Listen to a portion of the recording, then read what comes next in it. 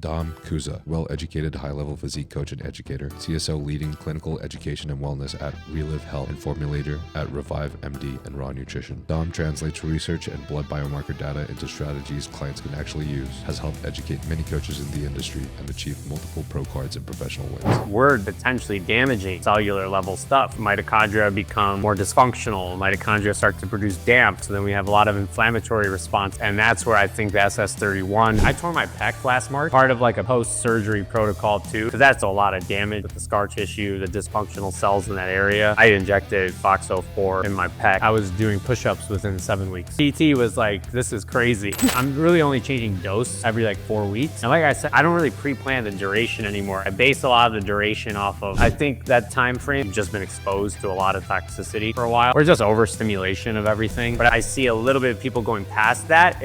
My first approach usually is not so much just to lower the estrogen. I'll usually use DIM, calcium deglucarate, try to bind metabolites. DIM also can bind estrogen receptors in mammary tissue. I was gonna say the StairMaster is the most overrated piece of equipment. A couple things that I always tell people to pay attention to with high hematocrit is sleep apnea. People don't realize when you go hypoxic while you're sleeping, if you have obstructive anatomical issues, your hematocrit will come up. The one gripe I have with phlebotomy is I've never been to California, so. Oh, no, not at all. Not at all, no. I mean, the furthest I've gone is Nevada for like Legion and USA's, but I've never been to Cali. Wait, where are you living right now? I'm in the suburbs of Detroit. Okay.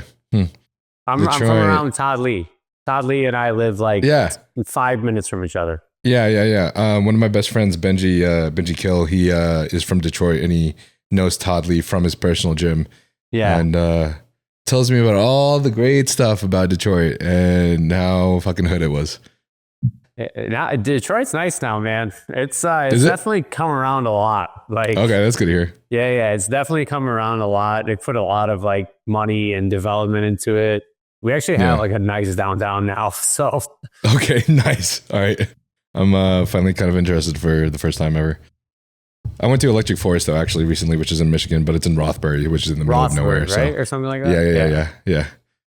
Sounds like you know. I've never been, but I know it's always there. Yeah. All right. Hypothetically. By the way, I was just thinking too. I did this with I talked about this with Andrew too, but I like to do a lot of my podcasts pretty on the fly. I used to do a lot more scripted stuff. Well, not scripted, but I would like list out like topics that I want to talk about. But as time went on, I just realized it's easier to just flow with the guest. So yeah, honestly, today's going to be probably pretty random. But I listened to a lot of the stuff that I've listened to a lot of your work in the past, which I've really enjoyed because you cover so much. I mean, you really cover everything in bodybuilding, which is something that I really appreciate. Like, I think you're really good at tying in together anabolics, GH, insulin, and peptides so well in a very logical and health conscious approach. But you're also really good at discussing. I mean, you're also really good at just tying in literally every single aspect of bodybuilding from gut health and nutrition, which is really important. I think has been undervalued for the last couple decades and is only now in, I don't know, insurgence in like the last 3 years or so. Yeah. So, I would love to ask, I think one of the things that I feel like I really liked most that I remember hearing you say was, do not judge a client's past protocol without knowing the client's history and situation.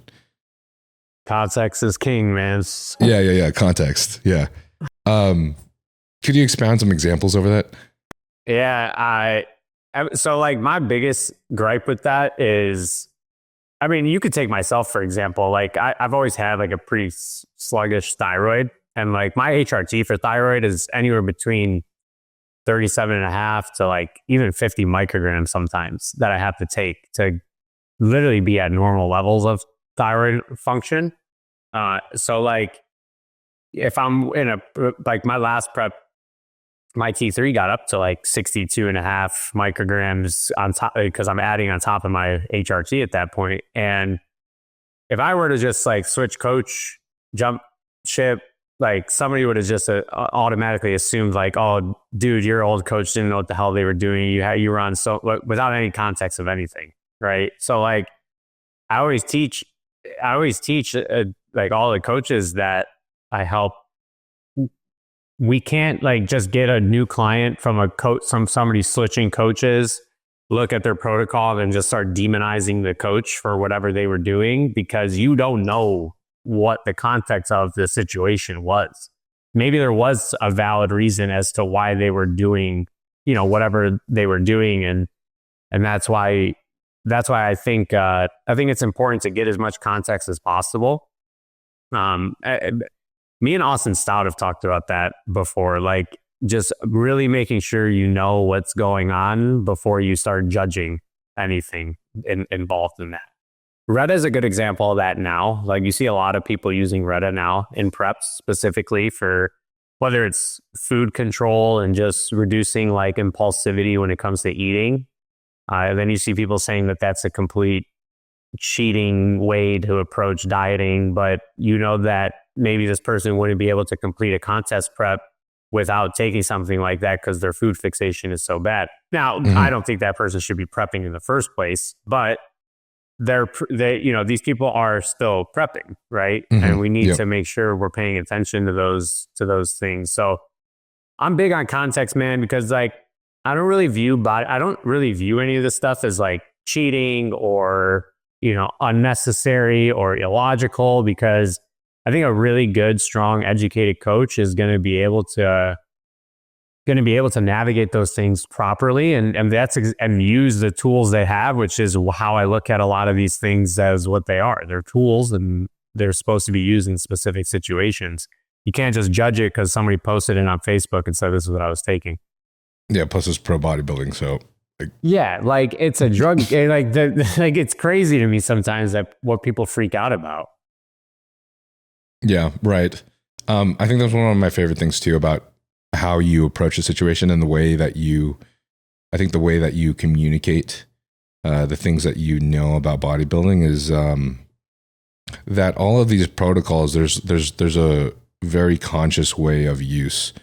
And even though bodybuilding is a sport where we're utilizing all the methods and all the pharmaceutical interventions, all the supplementation that we can possibly use in order to, I guess, give ourselves like an edge on the competition. Those are also things that we also utilize in order to just make sure we don't die at the age of 40 or have any other complications along the way, right? Plus those complications will probably lead to like having harder preps and having harder outcomes anyways. Yeah, for sure. And I think that's why I like marrying now this world of peptides into protocols, because I do think there's a lot of good use cases for a lot of peptides. Not just for like goal completion, but also from an aspect of just maximizing health at the same time. I mean, like the better half of last year, I spent most of the time on myself, just getting like blood metrics better, taking certain peptides that, maybe helped repair issues that I had internally. And now my body is like super responsive to everything that I do. And I really do believe in the groundwork and all the work I did last year is why my body is responding the way it's responding right now with like 80% dieting, good training. And I've never been in shape like this, like without like murdering and obsessing over it. Right. Obviously every person is different, but do you mind us going over everything that you did for yourself to get yourself to this better state? A big part of that, ever since I stopped bodybuilding, I really only was on TRT. I'd probably say like sports TRT, like a classic, like 300 mgs a week, like type of TRT. And I've been on that for as long as I can remember when it comes to anabolics. But as far as like last year, really the main things that I took when it came to peptides was I did multiple rounds of epitalin to help with just getting circadian rhythm back to normal. I have 2 kids, right? So like you wake up a lot in the middle of the night. We have a almost 2-year-old. We have a 4-year-old. They wake up still. They do things like just getting that circadian pattern back into play. SS31, I did multiple rounds of. And, if we look at literature with SS31, we're in the 40 milligram a day type of dose, which is a lot. I would say a lot in respects to like financial. It's just expensive. Yeah. Super. Yeah. But I was doing 10 milligrams a day for 2 to 3 weeks at a time. And then I would take a break for about a month and a half, and then do it again. I do think a lot of the issues that I ran into internally were more stress driven, whether that's like the amount of work that I do on a day to day, plus the compounding issues with bad sleep all the time. Cause I mean, anybody with kids listening understands that and knows like it's hard to get a full night's of sleep because of the younger kids.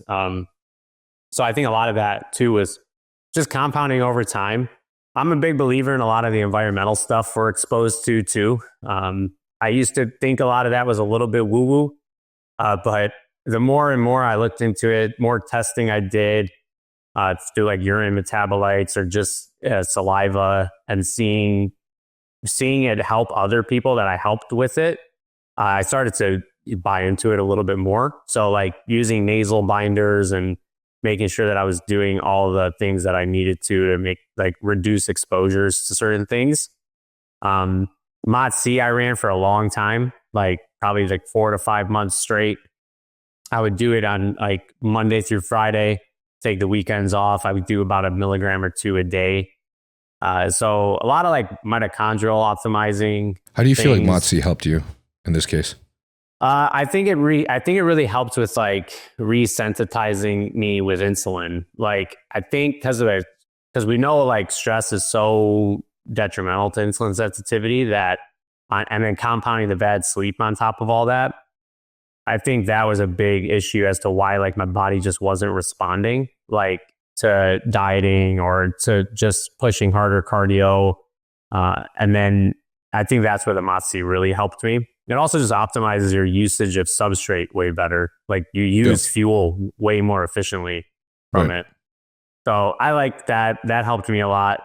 And then I took some Bio-Regulators that I know some people think they're just like a waste, but I've seen good results with people, myself as well. And I took like pineal on to help with like the pineal gland to help with, again, circadian rhythm. So a lot of stress control stuff and a lot of insulin sensitivity stuff was what I was really focused on. And like I said, after the holidays, I was like 190, like definitely ate too much during the holiday season. And then I was like, all right, 26 is going to be all about just getting back in shape and without obsessing over it. And that's all I've been doing. I'm like 154 today. Hell yeah, dude. Yeah, so that picking you straight as fuck too. Your fucking abs are like blocks.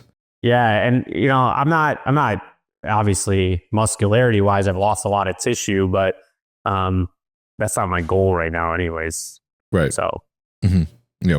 What's up, homies? I'm back at my new place now in Vegas, and we just came out with some new shirts for the Trensparent merch. None of the basic shit. Now we got some new sick styles, a little bit of a metal and rock inspired, some other shit, and then also a bunch of new colors. So you guys want to check that out on the site? That's www.icons, spelled AYKONS, icons.com/Nile. That'll automatically apply the Nile discount code and get you right to the site where we have the new designs up. And some of the stuff like the cutoff are 380 GSM French terry cotton, so pretty high quality stuff that were helped design by my boy Dion, one of my best friends in the world. This is the guy that he and I went through a lot in life in the last decade as our best friend Ryan passed away, and I'm really happy that I got to do this with him. But anyways, this is out, so if you guys ever need anything or you have any complaints, I'm fucking here. Just let me know. Let's ride this shit out and grab life by the balls, baby. Peace. A lot of the things that you mentioned are things that I've used too, or things that I'm actually using right now too, which is really nice. SS31 has been always, obviously with me, cycling has always been a part of my protocol when I can use it. And I find that I think I'm in the same place as you. A lot of the stuff that I've got going on in my life, a lot of the, like the breaks that are put that like are, that my body puts on me are stress induced. Because while I'm doing all this bodybuilding stuff, my lifestyle is the complete opposite. Like I'm constantly like full drive on a podcast, and then right afterwards I have to go train, and then right afterwards I have to go finish off some work, and then I have to go clean my place, cook my food, and then afterwards I try to have to get some sleep, and then it's hard for me to sleep, and then I'm traveling like the next week, and then it's just like it's a constant go. I never really have any time for rest, which is antithetical to bodybuilding. Yeah. So I found that the craziest thing is like, I think these days we've become more conscious that even though the old school bodybuilding approach was so dope and it was just like work as hard as you possibly can and push the boundaries super hard, at the end, when it comes to like, especially a prep scenario, I mean, I think both in the off season and prep, but especially a prep scenario, you really have to manage those stresses very consciously, and that differs per person.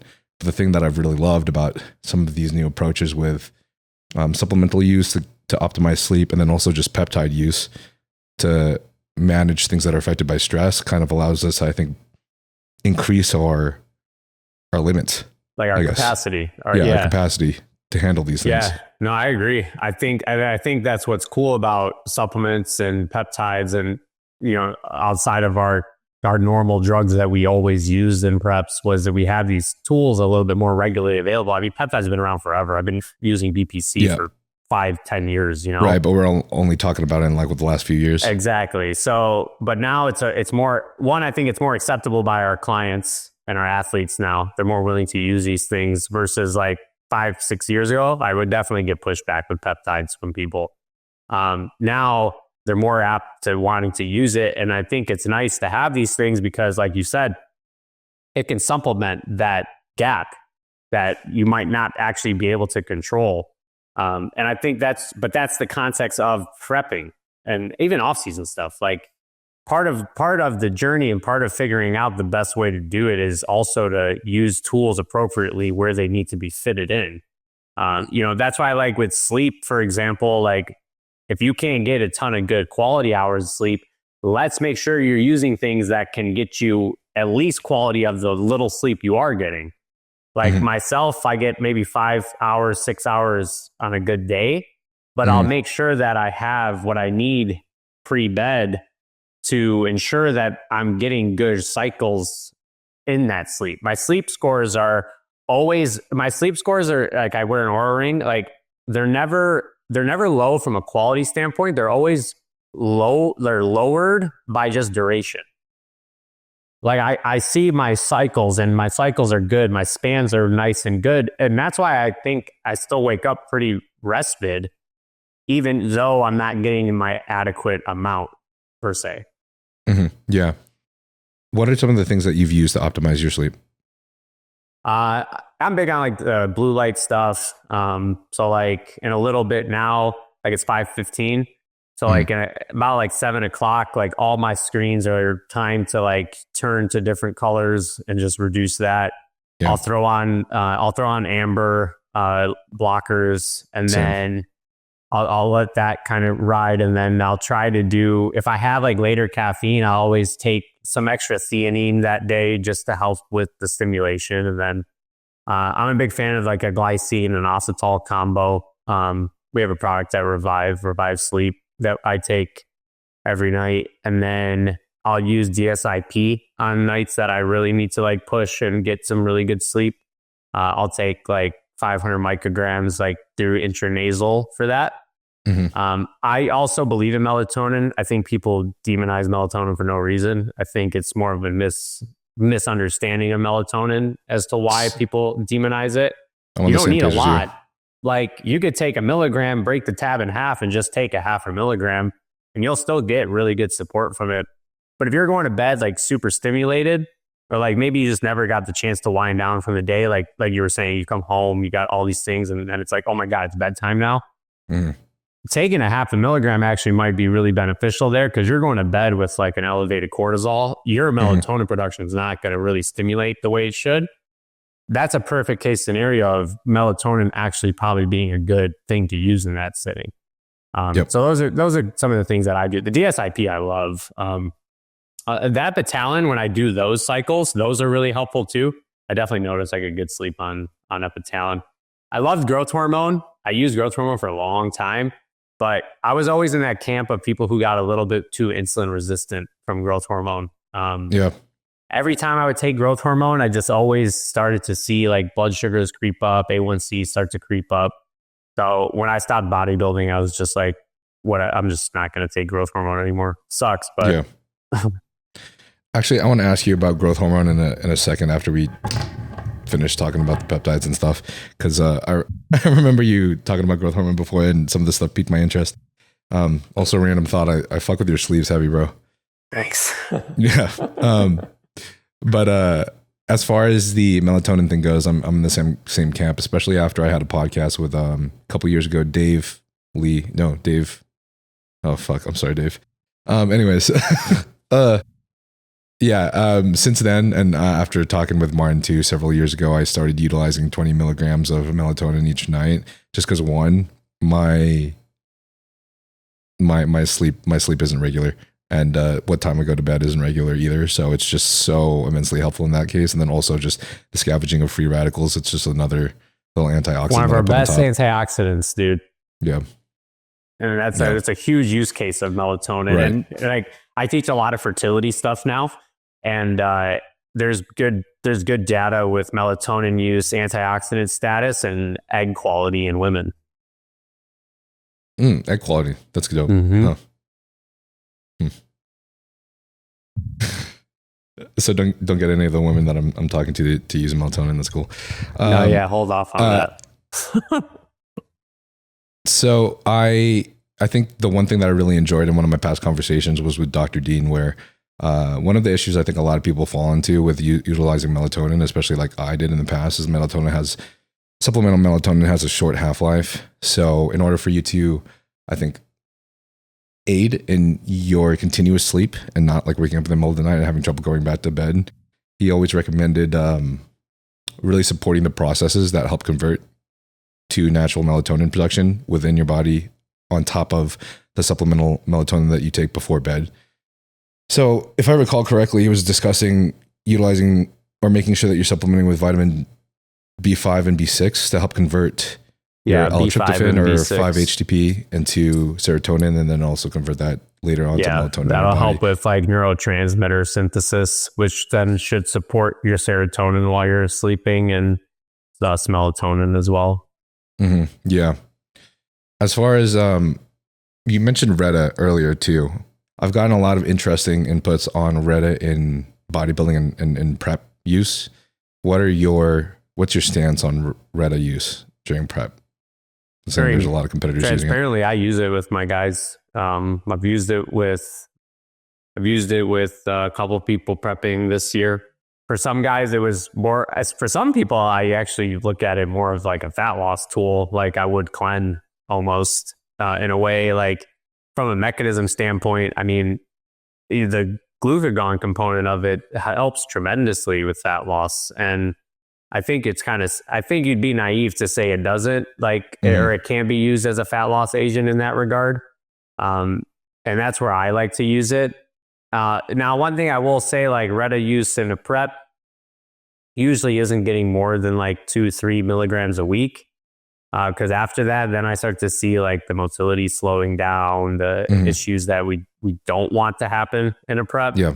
But that's where like most guys, like the two guys I have prepping right now, one's on a milligram twice a week and one's on 2 milligrams twice a week. And we haven't had any digestive motility problems or anything like that. No acid reflux, no constipation. And then, so one thing some people will argue is like they felt like they can't get as full during like a carb loading.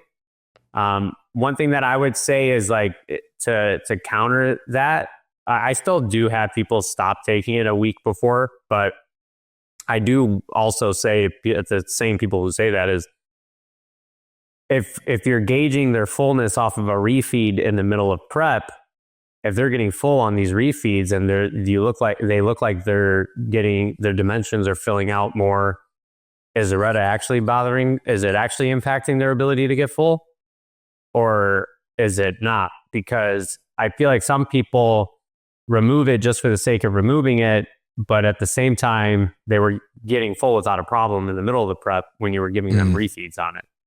So I think more so to be said, just as you know, right? You've competed plenty of times, like peak week food load gets high sometimes. So like the volume of food is pretty high when you're filling out for some people.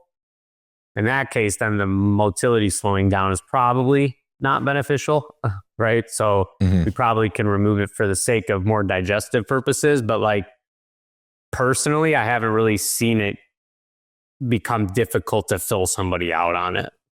Okay, yeah. As far as,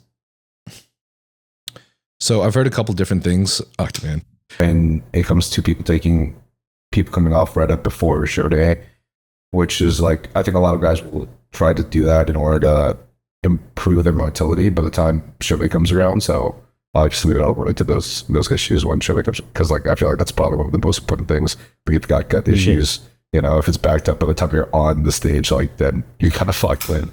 But I have heard that some people feel like how they fill out is different because they've come off of it, even if it's just only been a week.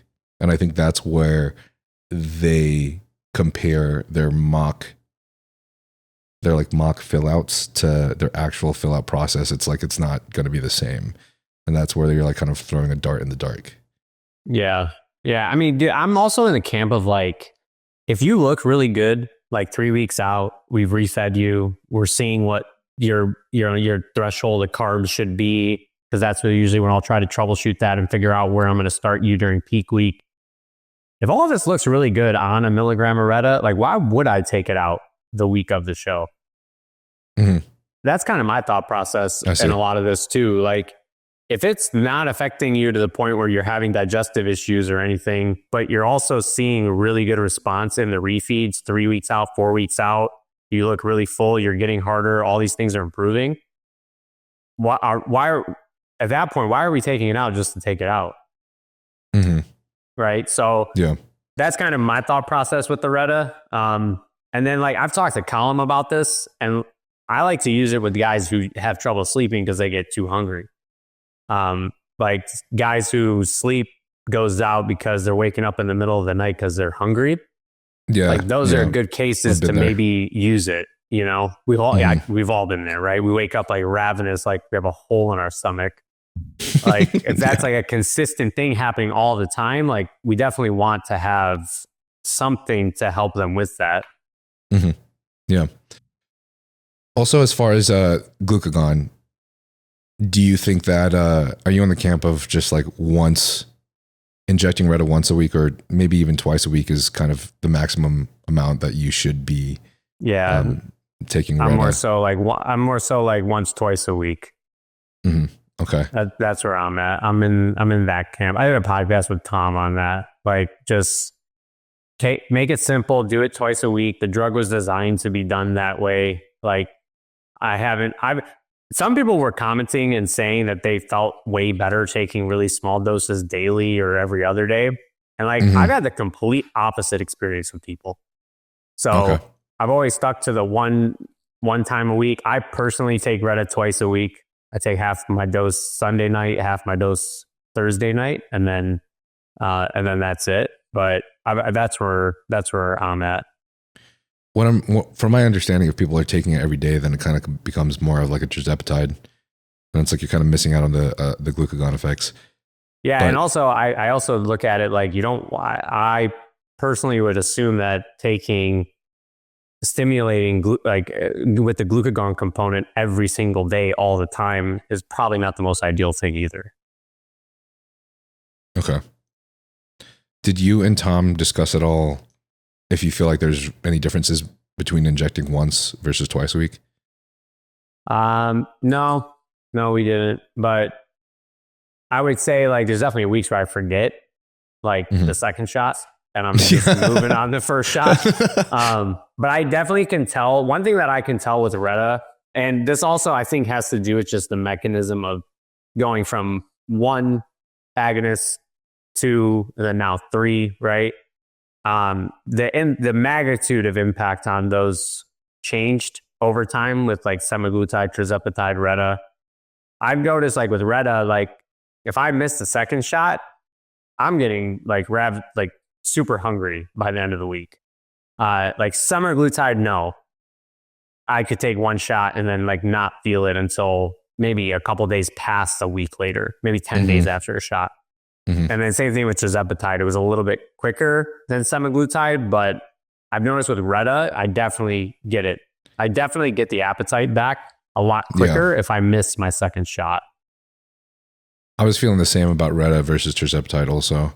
Tirzepatide's always had a little bit more of like I feel like the ratio of appetite suppression to gut motility slowing was a little bit higher than Reta for me. Yeah, I didn't like tirzepatide. I liked semaglutide, but semaglutide I looked at as purely just a very hard appetite suppressing tool in that case. And then Reta, I think you get good food like appetite suppression from it with all the added like direct fat loss impact from it. But one thing I like about Reta is I actually get hungry on it still. Like I'm not forgetting to eat like I would be if I was taking semaglutide. Like I would legit have to set timers when I took semaglutide to remember to eat because it was so suppressing when I took it. As far as the other peptides go, what others have you utilized with some of your clients and what kind of cases have you used them? I recall you discussing SLU in the past as well, which I think maybe the fat loss component of SLU is a little bit less noticeable than I think we were a little duped by SLU, to be honest. I looking back at utilizing it, I think SLU was very cool on paper, and I don't know if it had as much of an impact in people in practice as we thought it would have had. And then, I mean, I don't think we've came to a consensus on how much to take either yet. Yeah, so right. You have people with the 200 milligram approaches. You have people with the 500 microgram approaches, right? Yeah. I use SLU with a lot of people at like a milligram a day. And that was kind of what we put in. The one thing that I always noticed from SLU was not so much like direct fat loss from it, but my endurance always got really good when I took SLU. Like my capacity to do cardio really improved. So I felt like for a lot of people too, that was beneficial from maybe an indirect support of their cardio helping them with fat loss because their capacity to do cardio was a lot more efficient. And then back to substrate usage, SLU's something that helps a lot with like properly using fuel. And that's where I thought a lot of the benefit of SLU came from. I do a lot of like, I hate the word, but I do a lot of more like hybrid training now. So like I run a lot. I do like high intensity workouts and stuff now. And I could always tell a difference when I was taking SLU versus when I wasn't. Just from like my ability to just like carry workload and also just like breathing and everything. Okay. Yeah, cool. I'm kind of I've had the same experience. Plus my other reason for using it is I really like the aspect of potential improvement in your biomarkers. Yeah, I did notice a lot of people's EGFRs getting a lot better on it. So yeah, that was a cool thing. I know that paper is kind of like, it's not direct linked to research, but it's more of a theoretical peripheral evidence type of paper. But I definitely did see people's EGFRs get better when they took it. And I've also been doing the same thing as you, like 500 micrograms in the morning and then 500 micrograms in like the late afternoon, evening. So a total of about 1 milligram a day. Doing that with SS31 from APR Health Solutions and Optimize HP, my HRT company. Just been utilizing those and as needed. I think the time that it felt the most, I think, impactful for me though, is it's a little bit different than I think Andrew Barry's attack at using these peptides. For me, it honestly helped a lot in like the last 3 weeks or so of prep, when I think everything, I was just fucking like down into the ground, man. And it made me feel like it was one of the easiest preps I've had. I think from a pure just like energy and capacity to even like talk to people or listen to people standpoint, especially having like a pretty social life and social job. I think whenever prep happens, it's like I can only handle so much from like cardio training and dieting just take up all the space I have. And then I just don't have any space for people in general, which I think actually puts a really bad, actually makes a pretty significantly negative impact on my life and how I feel and my stress going into the show. So having that capacity to be able to like just live life normally and still prep was kind of like the biggest thing for me, honestly. No, I mean, that's it. And I think part of that is probably because of like, you know, as we go through a prep, I always have said prep is one of the most stressful things we could put our body through, right? The amount of cardio, the dieting, the training, the posing, the drugs, you know, in all of that process, we're, you know, potentially damaging cellular level stuff, right? Mitochondria become more dysfunctional. Mitochondria start to produce DAMPs, right? So then we have a lot of inflammatory responses because of it. You know, and that's where I think the SS31 is helpful at, you know, stabilizing things by, you know, its cardiolipin component and just improving overall efficiency and making energy, right? And that's where I think like your MOTS-C also layers in to support mitochondrial like biogenesis. You also have like mitophagy things that you could use. I mean, a lot of people have said what you just said that I've prepped recently. Like this prep felt easier than others that I've done. And like what I normally do leading into a prep is I'll put them on SS31 for like a month before I start dieting them. And then I'm a really aggressive dieter right out the gate. My goal is to try to get you to start refeeding as soon as possible. So like I cut food really hard at the beginning. That's kind of like Patrick Tor did. Yeah. Or does in general. Yeah. So I cut food hard and then they respond really. I've noticed that those people who did the SS31 like the month before responded really well to like those first initial changes, and it just kind of rolled for a while. And we were able to start refeeding, and just a lot of their dieting efficiency was way better. I mean, I was noticing like I'm putting Clen in later, I'm putting T3 in later, like I'm putting a lot of the tools in a lot later than I normally would be. When I prepped these people this past year. I mean, I've mostly been doing it this past year with people. But I think it's a great way to do things. I also do like a aggressive like autophagy, like senescence pulse before a prep too. It's like with fisetin, high dose quercetin, some spermidine, and then they do that for like 2 weeks just to really clear the body of like damaged cells, damaged organelles, and almost like, and a lot of people lose weight because they're just like dropping so much inflammation from the stress. Can you go over those three? I don't know anything about those. Spermidine is cool. It can help with like natural autophagy processes. And then quercetin is something that helps us with like mast cell stabilization, you know, histamine production. It also is something that helps with cellular senescence. Cellular senescence is like when you'll get a cell, right? And the cells normally go through their normal life cycle, then they eventually, you know, die. That's what autophagy is. But some cells, their programmed death fails, and then they just sit there. And we call them zombie cells or senescent cells. And they make like, they give off these inflammatory signals, and then they start to affect all the cells around them. So like quercetin, for example, high doses of quercetin can help with clearing that. Okay. The research is based off of like quercetin with diastanib, which is a cancer medication, and putting those two together can really help with cellular senescence and clearance of that. But those are some of the things that I like to utilize. And then fisetin is something that you could take high doses of to help with like senescent clearance as well.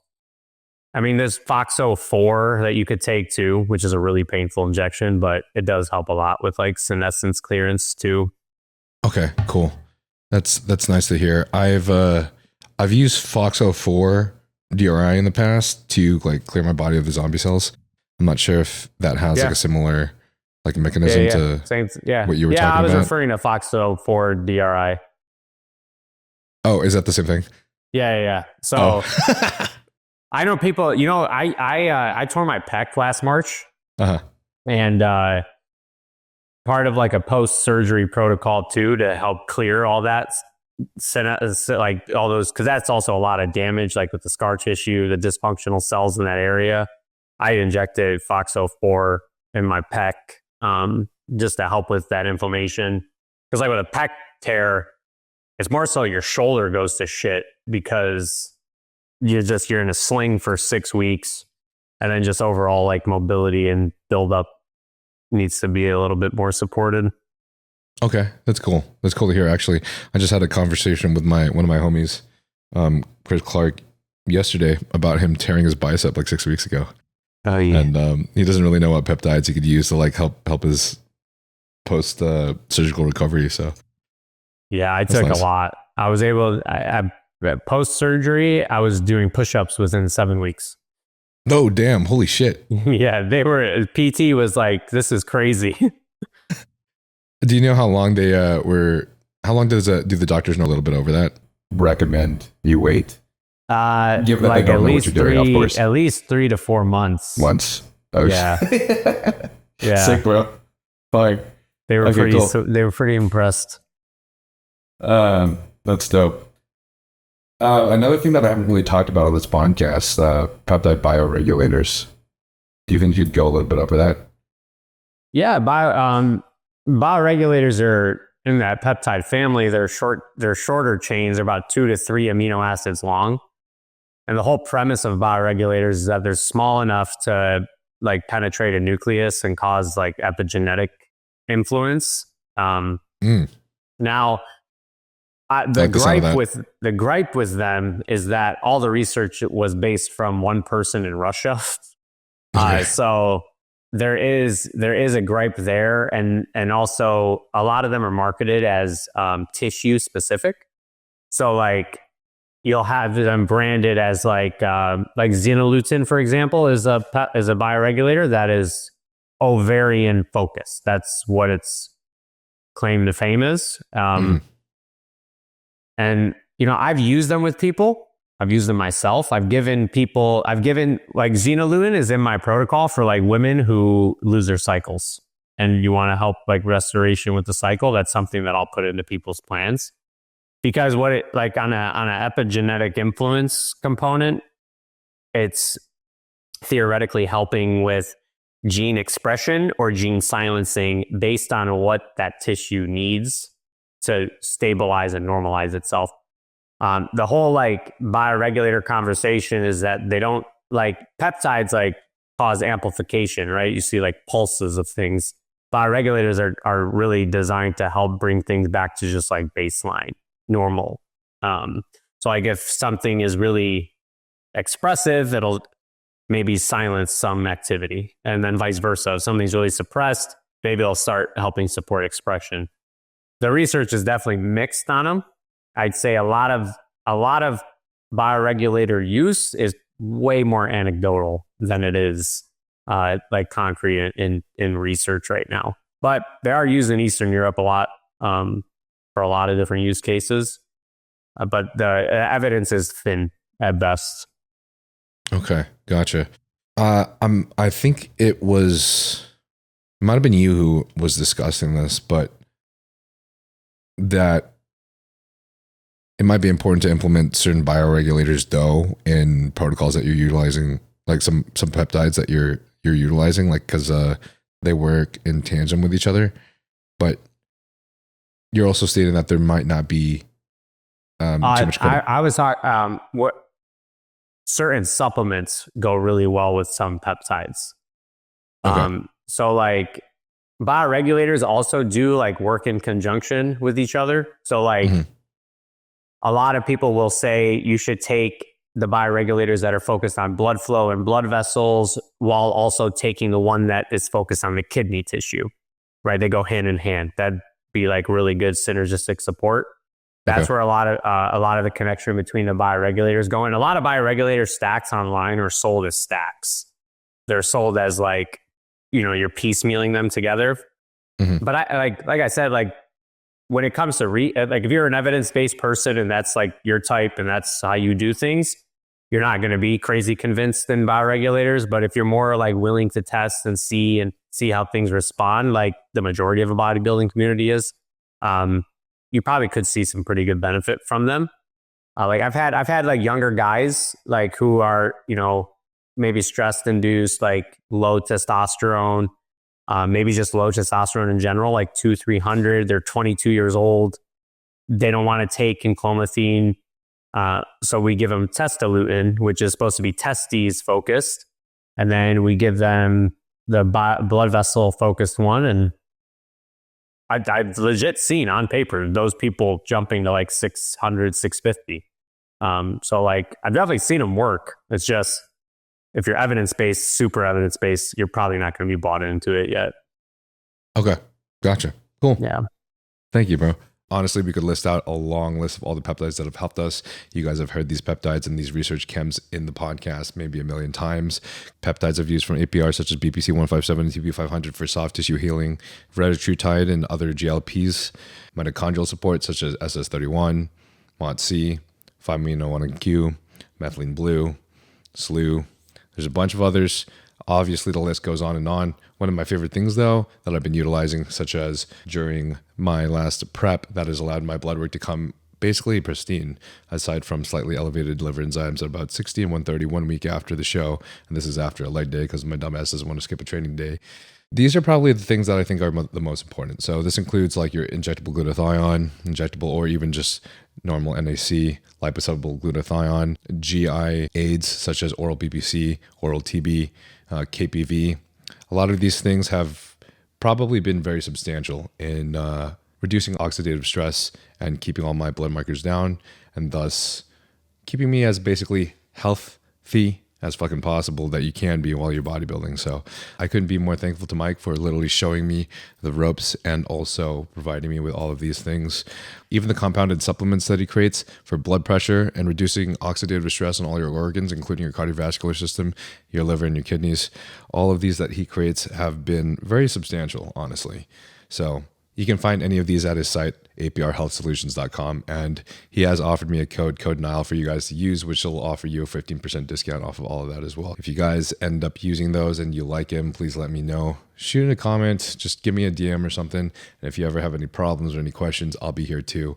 This is a community for me. Even though I don't have a fucking Discord because I'm lazy as shit, but I fucking should make one. So love you guys and keep training hard. GH that we were mentioning earlier. So I feel like I remember you mentioning before that you normally have guys running between like 8 to 10 IUs of GH, or at least as much as they can afford. Yeah. So I've heard like two completely different camps when it comes to GH on my podcast. It's like half of the people state that half of the people keep it on the lower end, like 4 to 6. Some people, such as like Justin Harris, believe that titrating up GH use to very high dosages, say like 8 to 10 IUs and above, and for very long periods of time, he believes has been a contributing factor to some of the unwanted changes in proportions of bodybuilders over a long period of time. Then you have some other people like Kirk Havens, who, and I'm trying to think of who else. Maybe if it's like Phil Viz, maybe in regards to pharmaceutical GH, but like you can just like run GH as much as you can freaking afford, and it blows people up. And it's like, I mean, it's like necessary for hyperplasia, so they just fucking run it as high as they can. And like Kurt's experiments with themselves have shown like no increase in like gut circumference or anything like that. So I don't know, I was very curious to hear your perspective on GH use. Yeah, you know, my I mean, like I've said, is like I usually will go off of like a dose that somebody can afford comfortably. And a lot of my guys probably do take between 8 to 10 IUs. I would say 6 to 10. 6 to 10 is probably more fair. And really for me with that dose, the first thing I always pay attention to is insulin sensitivity when they're on higher doses like that. If that starts to curtail, then we start to lower the GH because that's for sure the contributing factor at that point. So like I always monitor their insulin, or I always monitor like blood glucose in people who use high doses like that, just so that we could pay attention if we need to shift. But the way I look at like growth hormone usage is from an IGF-1 component, right? Like we're trying to stimulate muscle protein growth or muscle growth, right? With satellite cell activation and all these components of actually putting new tissue on somebody. And that's where I think that growth hormone shines well, but really shines well paired with anabolics. Because like I look at it like this IGF-1 driving that we're doing is creating new tissue, but that tissue is not super mature at this point yet. Anabolics help repair this tissue faster and mature it quicker, potentially. And that's where I think the synergy is nice. I would never tell somebody to take that much GH if they weren't taking anabolics. So if I have like, I don't coach females anymore, but when I was coaching females and we were using growth hormone, it was an IU or two, right? It was never crazy amounts without any anabolics in play. I even have had clients come to me who were on growth hormone, but not on any anabolics. And I would just keep them on a 2-3 IU type of dose. It wouldn't be anything that we pushed up higher than that. Just because I do think the higher doses of growth hormone also pair really nicely with anabolic exposure too. Okay, gotcha. Do you feel like it makes any effect on proportions in the very long term? Yeah, I do. I think jawline, nose, ears definitely are some things we see more consistently. But like, I mean, like I've been taking people's growth hormone doses at these levels for a while, and I never really dealt with anybody with like a crazy distended gut or anything from it. So I don't know if that's like, I mean, I know there's a component to that, right? And we just had, I think it was a paper that came out recently that kind of connected growth hormone use and organ growth in the midsection. But I think a lot of that too also comes down to like gut dysbiosis, gut distension, force feeding food, constantly stretching out the midsection. Like I think all that layers in a lot. And like, if you look at the generations where that happened, a lot of the time, they were a force feeding generation. Yeah. They didn't believe in gut health. Like, you know, I hear that all the time. Like gut health stuff didn't exist 5 years ago. Why are we talking about it now?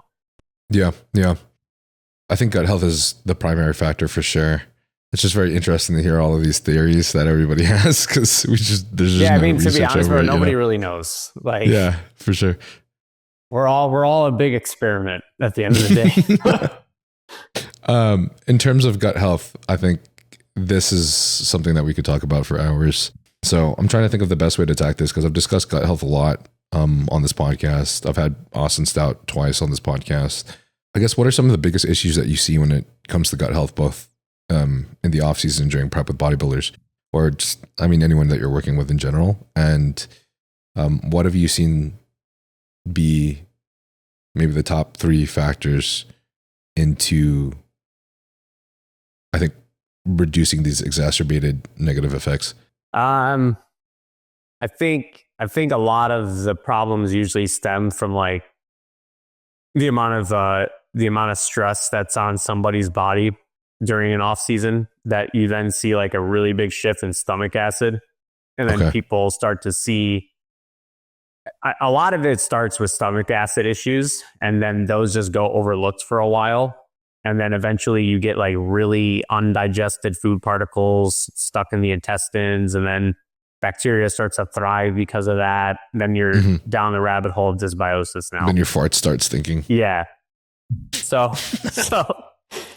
I think a lot of it is just overlooking like stomach acid problems. Like, you know, if you're chronically burping throughout the day and like you feel like this like fullness at the top of your stomach, like you should probably start like looking into maybe taking some betaine HCl, maybe taking some apple cider vinegar throughout the day, maybe some bitters, like stimulate some contraction, stimulate some stomach acid production.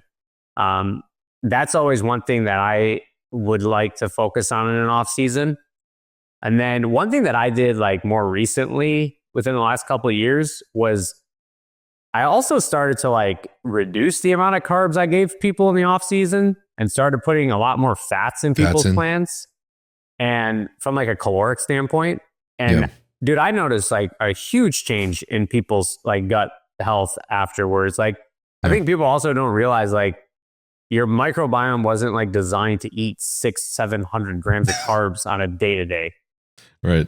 So I've done that, and that's been really useful. So like I kind of will take people's carbs up to a point of like comfort, like it's easy, it's good to eat. They're looking forward to the next meal and everything, and then I'll just start adding fat at that point. Yeah. And they feel good on that. That's cool. That's actually something that I just had a discussion with my friend Wyatt about, because he had his fats really low during prep and also during the off season. And I'm like, okay, so every single person, like, there's a huge variance in how someone reacts to like how much fats they can consume. And there's those guys, I can't remember that guy's name, he's like famous for it, but there's guys that can literally go on like almost no fats, right? Just like barely the essential fats, and that's about it. And they handle it okay. And that's very in accordance to like some pretty old school methodologies. But there's also a lot of people that just can't.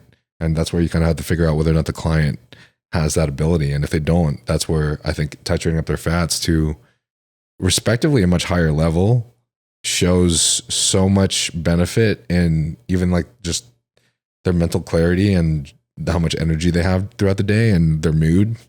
It's kind of nuts how much of an effect it has. And I think that's a good like marker to look at if this guy is probably going to have good results also.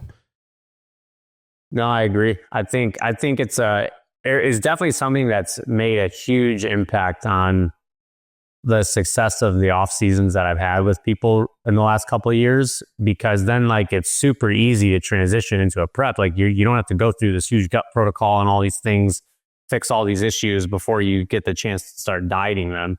I think that's been really helpful. And then even like taking like some of their non-training days, or like if they have a rest day diet or something, and just like really lowering the carbs a lot, giving their body like a true break from like just sheer volume of carbs. That's been helpful. And then to be honest, man, I'm really on top of my guys of like fruit consumption and vegetable consumption. Cause like, by the time they're halfway through the off season, they're not putting a fruit or a vegetable in their mouth. Like all they want to eat is just the protein and the carb. Yeah. So like introducing diversity is important too when it comes to like the fiber types. Oh God, vegetables are so gay though. All right, fruit at least. I like that. I do a lot of blueberries, pineapples, mangoes, bananas. Just I feel like apples. I feel like all the fruit implementation has helped me immensely. I'm fucking struggling to like keep some spinach in there. I'm fucking struggling, bro. I guess just doesn't matter. I'm assuming it really doesn't matter what vegetable. I mean, probably not cruciferous vegetables for most people, maybe, but like as long as you have some greens in there, is that what's important in your opinion? Yeah, I mean, like the cliche colors in a plate type of thing. Like, I would argue and say this: if you're gonna pick one or the other, just eat the fruit, keep the peel on, and just eat the fruit at that point. If you don't want to eat vegetables, if somebody tells you they don't want to eat the vegetables, I just tell them, okay, you have to eat multiple servings of fruit a day. And then you have to keep like a skin on something, like, so eat a full apple, do that. And like, when it comes to veggies, I really give a huge wide range. And yeah, I pretty much just don't allow cauliflower or broccoli for 90% of people. And then bell peppers are easy to eat for a lot of people, green beans, mushrooms. So I like to include vegetables, but like I said, if somebody gives me like pushback on it, or if they're just super inconsistent with them, I'll just use the fruit instead. Okay. I meant to ask this earlier too, because I know that you got to a point where you were like telling your clients, you can't, like, I'm not going to check your check-ins until you send me your blood work. So how often do you have your guys that doesn't happen do anymore. Blood work now? At least, I mean, it depends on like like if they're enhanced or whatever. If they're enhanced, like we'll always do labs before If we're doing a long exposure, we'll do labs somewhere in between like the midway point to the 3/4 point. And then we'll do labs usually after. I like doing labs like immediately after, like to see what really is messed up and what isn't. Lifestyle clients, general health clients, like maybe twice a year. And then like medical wellness clients, like I work with like really severe cases of people too. We're doing blood work as necessary based on like things we have to fix. So they might get labs like 4 or 5 times a year in those situations. But like majority of the bodybuilding clients are getting labs at least 3 to 4 times a year. Okay, cool. Yeah. Yeah, I really like that idea as well. That's something that I try to have my HRT clinic. So I helped start this HRT clinic, and we're trying to take things from a approach where we're actually giving a fuck about people and their clients versus like the other clinics that used to just market shit. Not trying to say anything about like an old clinic I used to work with, but so now basically it's like there's like a membership, and with code NILE you got a discount, and now it's free quarterly blood work. So it entices and forces your clients and the people that are part of the company to get their blood work obviously around every quarter or as needed, depending on like what your program is, your protocol is. And then the membership is with the $50 off with the code, it's $100 a month. So basically it's a little bit cheaper than you would pay for actually just getting a blood work every quarter of the year by itself, you know? Yeah. So I think that's a nice thing that we've done, because it just really kind of forces people to get that done, and also kind of forces me to get that done too, which is nice. What things in your blood work what things in a blood work do you believe should be looked out for most? I know there's just so many different markers. Yeah. I know, I mean, the things that I can think about is like normally liver enzymes, EGFR, inflammation markers. Is there anything in particular that you normally? Yeah, I'd say like outside of the norm stuff, I'm usually adding on like a GGT, maybe an ApoB, a cystatin C for bigger guys. Bigger guys and African American clients always get a cystatin C, just because you'll get a much more accurate look on EGFR in those cases. And then, cool. And then I'll do ApoB, GGT, homocysteine, and a good amount of people too, cardiovascular risk assessment. And then at least once a year, I'll do an NMR, a lipoprofile. So I could see like particle sizes of like LDL and HDL, see what like their LP(a) looks like, and just get a little bit more insight on their cholesterol markers. I don't really take a lot of value in that basic lipid panel that you get. Yeah, for sure. I pay more attention to the triglycerides in that than anything. So I'll do an NMR a lot of the time. But dude, you know how it is. A lot of it comes down to just affordability. Like I got labs done this morning, and my panel is like $400 my cost, right? Like, and it's like if a clinic is trying to make this test for me to then give to my clients, like it's going to be like a $600-700 test probably. So that's where like it gets a little bit tough. But I'm also really specific on like we do these labs at the beginning of a cycle or the beginning of a protocol. That's full, right? That's comprehensive. That's everything. But then like if we're halfway through something, I might only pull like certain things that I think would be impacted just to save some money for them, and then do another comprehensive later. So I'll do that a lot too. Okay, that's cool. I like the input on how often you get LP(a) too, especially since that's more of a genetic marker. Yeah, once a year is probably fine with that. Right. I've worked with a pretty good cardiologist, Dr. Lichtenstein in LA, and it was extremely helpful because I think I had a lot of scares myself, considering that my ApoB is always on the higher end, but everything else is always great, right? Like, for example, HDL LDL ratio is always within range. Like I think after prep it was like 1.3, or like right at the end of like right after my show was like 1.3. And then everything was still within range, which I think is considerably good for a prep, you know, especially with orals. Yeah, that's great. And then LP(a) is 20. So I think because he saw that, and then, you know, what is the other? and our brain farting right now.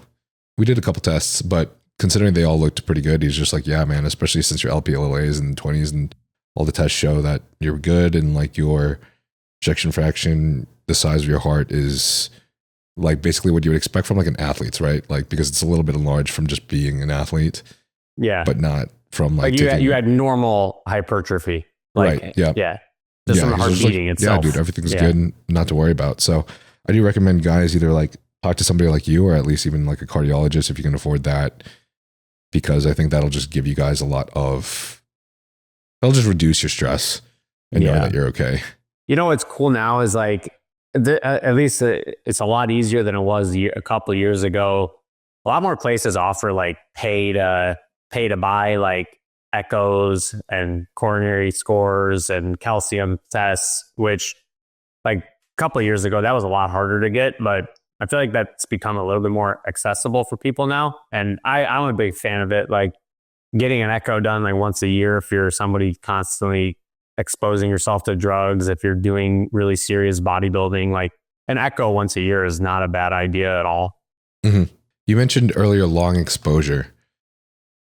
So I have been discussing off seasons and cycle lengths a lot more recently with my guests, and I have been hearing some differing approaches, which has been kind of fun because a lot of this is also theory, I think, when it comes to anabolic use. It is.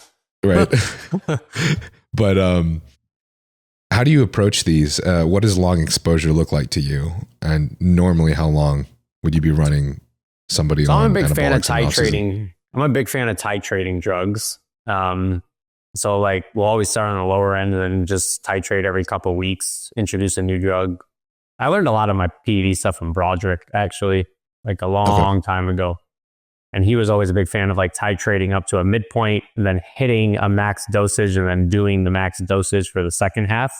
Yeah. That was something that at least, I don't know if he still does that, but that's what he went over years ago when I learned from him.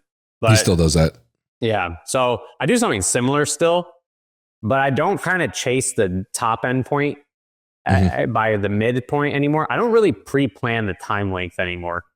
So I always start people on like their max amount of tests that they can handle without any type of AI. And that's, discovered over time and past cycles and things. So I'll always start people on that max test dose. And then I'll usually run that for like, on average, where do you see that landing? Probably about 600. Like 7. Really? Yeah. Like on average, you see 600 guys being able to take 600. On average, I'd say if I were to tell you on average, a lot of my guys, 600 milligrams usually where test starts at without any estrogen issues. Damn. I don't know if they're actually getting 600 milligrams from the source issues we have today, but that's usually where I see majority, like 500 to 600 before an AI is needed. Okay. And then you were saying you normally run that for how? So I'll run that for like 6 weeks, just that. I'll usually just expose them to like a higher dose of tests for a little bit. And then maybe I'll start layering in some other compounds. I'll usually start with like a Primo or an EQ. And then I'll slowly titrate that up for a couple of weeks. And then, we'll start leaning into maybe bringing in like an NPP or a DECA. And then we'll layer that in for a couple more weeks. And I'm really keeping them at a total milligramage for like 4 to 6 weeks. And then I'm bumping it a little bit for 4 to 6 weeks. And then I'm bumping it 4 to 6 weeks. But so like, I'm really only changing drugs. I'm really only changing dose every like 4 weeks. And like I said, like I don't really pre-plan the duration anymore. I base a lot of the duration off of like performance. Like, is your performance consistent? How's your recovery? Is your digestion good? I really look at all of that as a picture of like, is it time for you to take a break from drugs? Versus like just pre-planning, okay, we're going to do a 16-week blast, right? And that's what I've been doing now for a couple of years. And like what I'll do is if we're like really good and performance is great, they're recovering, their logbooks improve, all the things that we want to be happening are happening, but we're at like week 16, that's when I'll pull labs. And then I'll say, all right, if labs are good and we don't have any major issues in your lab work, that's not unexpected, right? We have to give ourselves some leeway with some markers. Then I'll say, okay, we either stop or we can continue this and we can keep going. And that's usually how I will look into like off-season approaches. So like some people are on an exposure for 24 weeks, all right? But we're doing our due diligence where needed and making sure we're doing things safely. And you're still seeing performance increasing. As long as performance is increasing, digestion, recovery, stress components are good, then I don't really pull anything out until we start to see a dip in those things, especially if like we see a dip after a deload or after a break. Like if we start to see you not bouncing back from taking a deload or, doing like a couple of days off from the gym and it's just progressively getting worse, then it's time to just stop. Okay. I feel like I normally see those plateaus hit around like 16 to 20 weeks or so. Yeah, and I would agree with you on that. I think that 16 to 20 week time frame is where a lot of that. I think a lot of it's attributed to like just drug toxicity. Is just you've just been exposed to a lot of toxicity potentially for a while. Yeah, or just overstimulation of everything. And I usually see that around that 16 to 20 week 20 week mark. But I've also noticed that I think I see a little bit of people going past that if I titrate slower, and they are able to see a little bit more, they're able to stay a little bit more exposed during that time. Cool. Yeah, we're on the same page. I experimented this time. I wanted to do my own off season without a coach, and I titrated up everything pretty dang slowly. Like started off at 350, 300. So 350 test, 300 primo. Then after I think maybe 6 weeks or so, bumped that up to 500. And then after a few more weeks, like four more weeks, I bumped that up to finally like 600 test, 500 primo. And I think I lasted about 20 weeks and I started seeing like that plateau hit pretty hard. Like things were moving, but at like a fucking like snail's fucking pace, Yeah. And I'm like, all right, this is finally the time where like in the past that I've worked with coaches, a lot of coaches will sometimes run gear like the entire off season and they'll only have like one health phase per year. And I'm starting to just feel like that doesn't make very much sense, really. No, I don't think even if the blood work stays good. Yeah, even if the blood work stays good, I think you still need that time to recoup the body in those regards. But also like transparently, like in a health phase, if you're a bigger dude, like I'm not pulling you down to like a true TRT, like 125 mgs a week. Like I'll keep you at 200, 250. I also take into consideration the size of the individual when I'm doing a health phase and making sure that. And then I think too, like, again, like, yes, we pay attention to performance and digestion and just overall response, but I think you do need a break from drugs. Like you can't just stay on forever. Yeah. So whenever that, like say for an average client, that 16 to 20 weeks is up, what do you end up doing? You normally just pull them down to like, say on average, like 200 milligrams. Yeah. If that's something that they can handle. Like 200 milligrams a week for like probably 8 to 10 weeks. And then we'll do 200 milligrams a week for about 8 to 10 weeks. We'll get labs around like week 8 to 9. If labs come back like really pristine and they feel really good, they feel like they've gotten a lot of a break. Usually what I'll do after that is like double their test. And then I'll just let them ride that for like a couple months before we start pushing them again.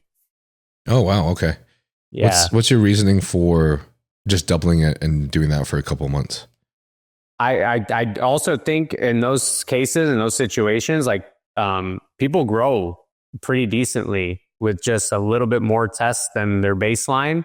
Yeah. And coming off of like a lot of optimization, I think you can actually make some decent groundwork up with like some, like, I mean, it's not going to be insane growth, but it's going to be some growth before having you expose them again. So like if we had a 10-week block, we make this change at like week 8. I'd say week 8 to like week 16 now is probably going to be this like double test dose before we go into like another big push. Okay. I've always, and this probably comes from like when my exposure to PED education was in that Broderick camp of like the sports TRT, looking at that kind of, looking at the individual in that setting, in that sense, and saying like, this guy's 275 pounds, like we probably need more than 100 milligrams of test. Mm-hmm. So yeah, right. I'm sure that's where my ideology comes from a good bit. No, I mean, it makes total sense too. So I guess my question is, because you even have some doctors that want to implement AIs for people just on TRT, simply because there's still some guys that even on like a TRT level, like 175 or even close to 200 mgs of test, like their estrogen's a little high. Maybe they feel like their nipples are a little bit sensitive. So, I mean, you're saying that like for your clients though, you haven't really seen that very often. Even if like you bump them up to a 400 milligram level of test, they don't seem to have any high estrogenic issues whatsoever. Like I really can't remember the last person that like needed to jump on an AI after that first initial change. I also think like a piece of like aromatization that people don't pay attention to a lot is like gut health plays a role in that.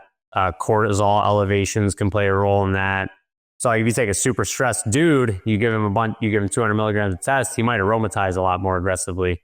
But then also we have to look at adipose tissue causing aromatization as well. So then are they really soft? Are they, a good bit overweight? All those factors I think play a lot into that too. And then my first approach usually is not so much just to lower the estrogen. I'll usually use some like DIM, calcium deglucarate, right? Mm-hmm. Try to bind metabolites, try to support DIM also can bind estrogen receptors in like mammary tissue. So I like DIM a lot for guys even. Okay, cool. I was thinking about how I've always implemented my test with a little level of Primo if it's been above a TRT dose for me.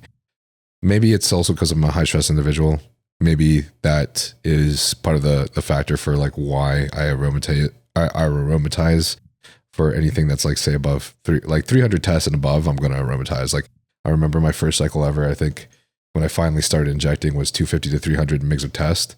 I wasn't running an AI or a SERM or anything. And like acne, like fucking sensitive nipples, all the shit. So I guess in that case, you would implement DIM. How long do you normally take to implement something like Primo or like another compound that'll help manage the aromatization? Yeah, and someone that is a little bit more of a high aromatizer.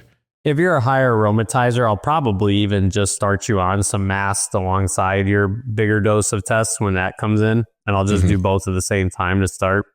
If you are somebody who responds to Primo that way, maybe we'll just use the Primo. EQ also, I know, but EQ I think is a little bit of one that you got to be cautious about because like I've seen EQ just annihilate people's estradiol too. Yeah. So I'll usually will do something like maybe some mast at the beginning. That way we get like the receptor support there. Or if they respond well to Primo from like aromatization, I'll just use that from Primo. But I'll start that right off the bat if I have to for somebody who's a little bit more sensitive to testosterone and just aromatizing. There's a lot of genes involved in all that too. So, there are things that are out of our control a little bit as well. Okay. Whenever you go on like say like a health phase or actually you just like come off of like your hard cycle or your like hard period of time when you're running hard anabolics, do you ever have them go on like a slow cut or anything to kind of improve insulin sensitivity, like improve their body composition by the time they start their next hard phase? Yeah. So sometimes I'll do their diet or I'll do like a mini cut type of thing right after. That way, like at least you have some half-lives still carrying over during the first initial part of that dieting. So you're not just like dieting off new tissue like right away. Yeah. So like I'll do that sometimes, especially if they need to clean up after. I'll start that diet like the last week of their protocol. or maybe even like 2 weeks. Like if they're in the last 2 weeks of the plan of the protocol at that point, I might start dieting them like that last week, and then diet them for like a month with like a pretty hard mini cut. And then after that, I'll just reverse them back up. Okay, cool. That makes sense. And then, well, actually before I use the restroom, I wanted to ask you, it was a little bit more unrelated, but how much do you see in a variance between the total training volume in your clients that's necessary for them to stimulate growth? I think a lot of that's predicated on their ability to train hard. So I've always believed in, if somebody cannot train hard to like really good relative effort, very, very close reps to failure, we need to probably make up some of that stimulation with volume. So I'd say majority of my clients are probably like 2 set type of clients, because they can train really hard, they can push themselves really far. The ones that have the struggle with intensity are usually probably in the ballpark of like 3 to 4 sets maybe. And I've always made up the lack of intensity with a little bit more volume for people.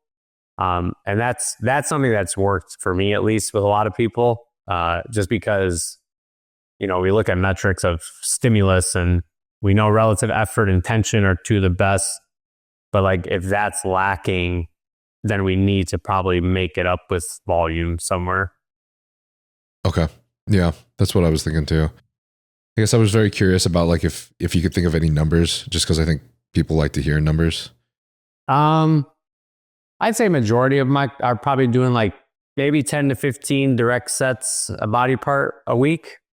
Okay. Yeah. Something around there. That sounds a little bit online with me. I'm a little bit more in like a slightly higher volume range, but normally I think mine goes from anywhere from 12 to 16 sets. Yeah, like 10 to 15 sets. And then I'd say for the higher volume people that are like struggle a little bit with intensity, they're probably in the realm of like 15 to 20. Okay. Yeah. I do like that, the balance of intensity with volume, because I think that's a problem that I've always had, thinking that like, I just, my thought about myself for so long has been like, okay, so I can take so much volume, but I also feel like I just lack the genetics for any power sports. Like I've never been good at powerlifting. And then I got my genetics tested like a few years ago. And one of them stated that I have this thing called improved muscle performance, I believe. No, sorry. Impaired muscle performance. So essentially a majority of my fibers versus average are slow twitch, and I'm more primed for endurance work. I felt like that resonated, but doing too many sets in your workout overall. Excuse to like continue to do high volume, and I would find myself running myself into the deloads before I was supposed to deload. And I think that's the problem, is like figuring out when you should be balancing both of those. When should you be pulling back a little bit from like your earlier sets, or when should you be hitting it hard but making sure that you're not doing too many sets in your workout overall? I think the auto regulation component to that is a very hard thing for an athlete, and it takes a long time to develop. Like I feel like asked today in the gym, I'm not going to be able to take things to failure the way I normally do. I should replace some volume here, or vice versa, right? Yeah. Oh, this is too much volume. That set gassed me. I'm just going to move on to the next movement. That's a very hard skill to develop, and takes a long time to develop. But I do think that's something I don't think a coach can do for you, right? Because that's just like pure athlete awareness, and just, they're just super intuitive with their body and how they're feeling. I think and I think this is more like a personal trainer would be pretty good at this, is like I have a buddy out here who trains a bunch of NHL guys. And like the first thing he asks them every time they walk in the door is how do you feel today? And he's like, based on that response, like I know if I'm changing the training or not, because I can auto regulate because I'm there in person with them. But obviously that's a lot harder to do when we're remotely working with everybody. Yeah, absolutely. Because of all the drama of the last company that I was working with, and I'm not trying to point any fingers or anything, but you guys definitely have probably heard what was going on. I've been a little bit skeptical, to be honest, and I've been wanting to find an HRT company that I could work with and that I could get my blood work done with, and that would offer me some proper guidance without upcharging all of my homies and shit. So there's this kind of crazy opportunity that I feel like the universe has granted, because it's not something that I searched for necessarily, but ended up being through connections with my closest friends. And it's this new company I was working with, Optimize HRT, which Nathan was recently discussing.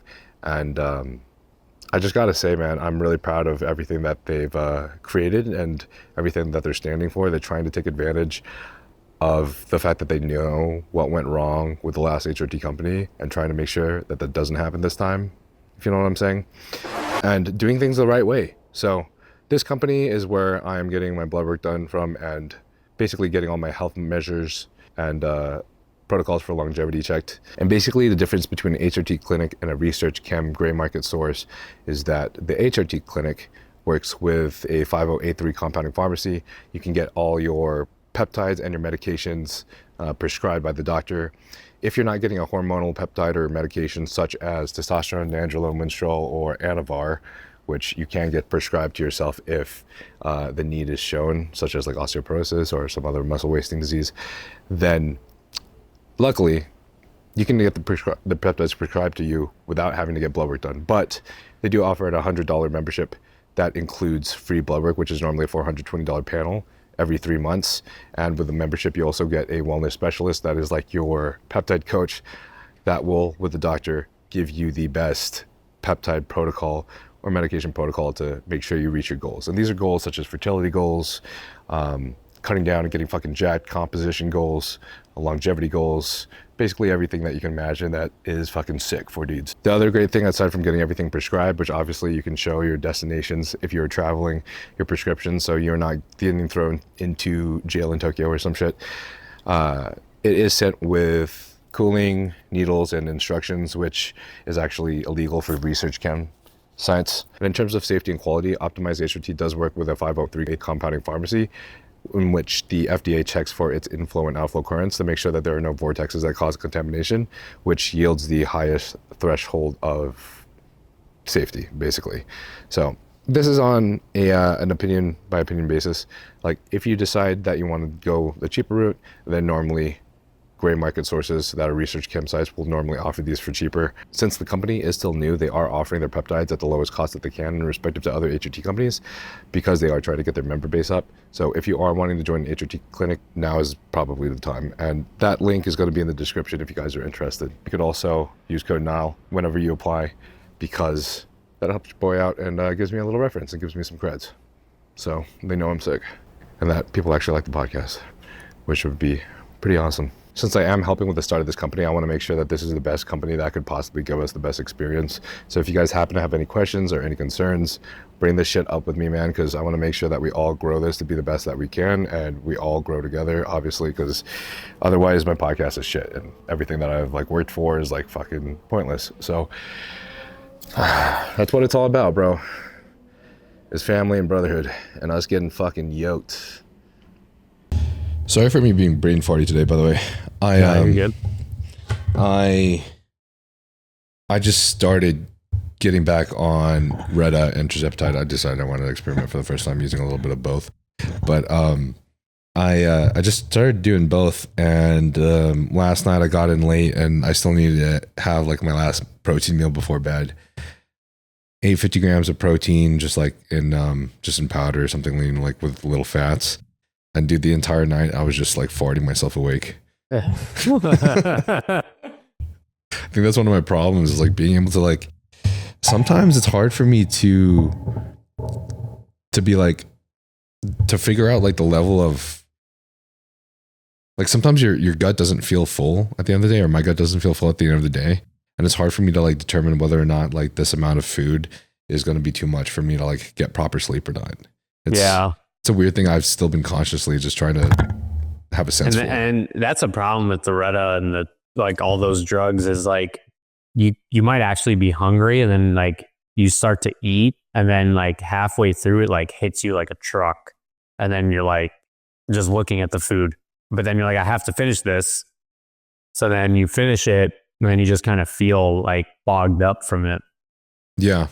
I think one of the other things too, because it's like so slow, is sometimes I'll have my food and I'll finish it so fast, but then the fullness doesn't hit till like much later than I'm used to.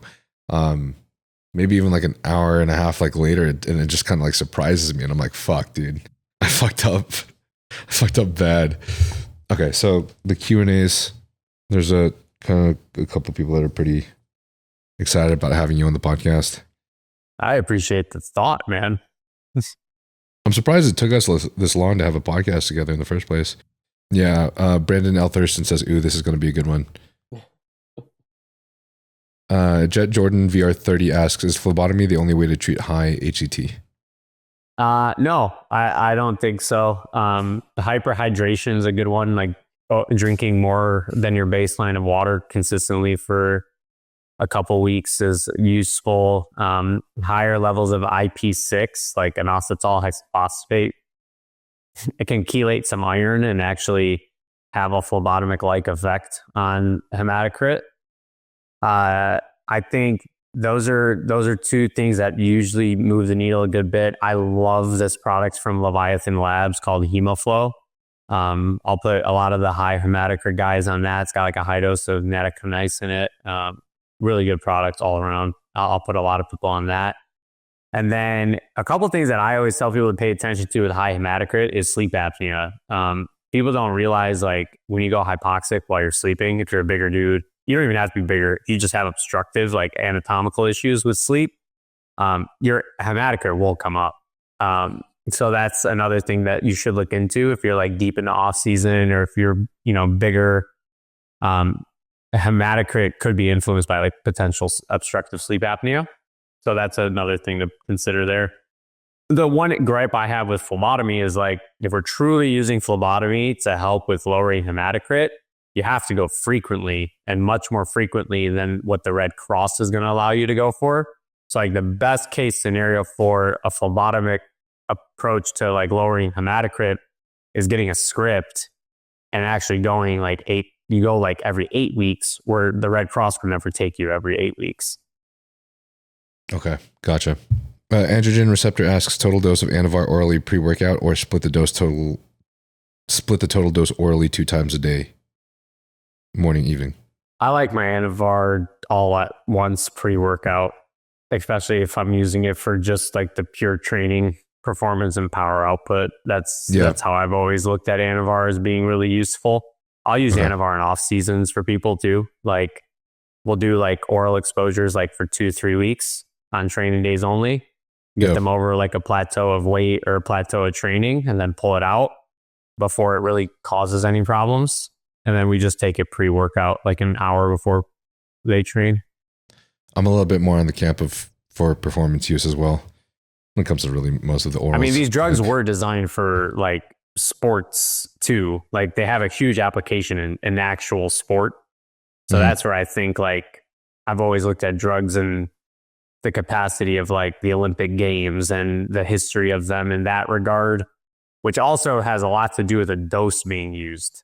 Like, using Winstrol for endurance versus using Winstrol to grow muscle is way different. Yeah. Shameless plug, but pharmaceutical Anavar is hits pretty fucking hard. Yeah, there's nothing like Par. HRT companies like optimize it. Anavar. Have you ever had Par Anavar? Par Anavar, no. Par Anavar is like I'm pretty sure they're the only pharmaceutical company with the original patent to Anavar, like actual Anavar, like branded stuff. Okay. I've never taken anything like that before. That's wild, man. Like 15 milligrams will get you like what you would feel like 100 milligrams underground. It's crazy how much of a difference it is, isn't it? Yeah. I was using pharmaceutical Anavar from Optimize HP, my HRT company, and like when I use that compared to like whenever I use just Anavar underground in the past, like I hate to say this because it's like makes me not even want to use it, but I see more hair falling out. I see like, dude, like my look is like exacerbatingly harder and just fuller better. and Just crazier. everything. And it's like, it's just wild. Like, it's like not even just the benefits, but sometimes even some of the side effects are a little bit more exacerbated with the pharmaceutical one. So I just like try to take a smaller dose. Martin Kuipers asks favorite things about being a dad. Oh man. I love that I get to like relive childhood stuff with them. Like I loved Pokemon as a kid, and now my son is like full blown Pokemon right now. So like we both have binders, we both do card shows, we go to vendor shows, and like just enjoying that stuff with them is really cool. And like you can let your guard down a lot more with your kids and stuff, and it's just it's a really refreshing feeling. It's hard to explain to people too who don't have kids. I've always heard that saying, like it's hard to explain until you have your own, but anybody with their own listening probably can resonate with that. But it's an unbelievable thing that I would never trade anything for. That's super cool, man. I admire that a lot. PPL Dad asks most underrated and overrated exercises at the gym. Most overrated exercise at the gym. I think the most overrated machine. Calf raises. I was going to say the StairMaster is the most overrated piece of equipment. Yeah. And like, I'll do cardio. StairMaster is overrated. I think severely underrated is the elliptical. And that's like, those are two things that I live by. I've just seen so much more benefit with an elliptical, and I think a StairMaster is just overhyped. I fucking love the elliptical, dude. I joke to people all the time that like whenever they like, people will like see you on the streets, and if like you're just a little bit more level than jacked, they're like, "Oh, bro, do you work out or something?" And I just always joke about them that I'm a very avid elliptical user, but it's true. I just feel like the impact is just so low, and like the fatigue is so low, and just so smooth. When I did my master's degree, my director was doing his research on elliptical impact and stuff like that. So like I learned about elliptical benefits like really early on, just before I was even bodybuilding. Like I was just in school. And then I just carried that over until like like majority of my clients, I tell them specifically, do not do the stairs, do the elliptical.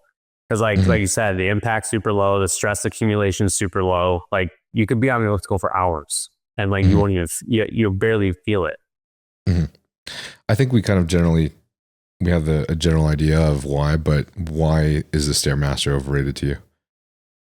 Well, I think a lot of people cheat a StairMaster and they don't realize they're cheating it with their hands on the railing and they're disassociating their weight completely. We look at cardio calories as like movement of body weight, right? So like if we're stepping on a StairMaster, but every step you have your hands on the sides, or you're disassociating a lot of your weight in that capacity. And then the compound effect of like all the stress on your body of a StairMaster is bad. Like it's not good for you. Okay. Yeah. That's what I had a feeling. I mean, do you feel like though, like, I guess, say that you're having a higher level on the StairMaster, but you do have your weight supported, even if just like a little bit, do you feel like that takes off some of that stress? I think so, maybe a little bit, but I still think it's just not worth the juice, worth the squeeze in that one. Like I think you could control, we have to look at prep and fat loss phases as like how much fatigue controls can I actually control? I think cardio is a huge one based on your selection of cardio. So like I rather be able to put a lot of the stress component away from cardio by just using the elliptical. And like if somebody, like you'll get people that are like, oh, girls, they want it. If a girl needs to downsize her legs, right? A lot of people will say, go do the StairMaster. I would say go running. You'll shrink your legs faster running than you will on a StairMaster. Ramzamak asks insulin pre or intra or post? I like pre, and I'll usually use a log pre. I'll either use a log pre or I'll use an R type with the pre-workout meal. like maybe 90 to 2 hours before they train. We'll take an R-type.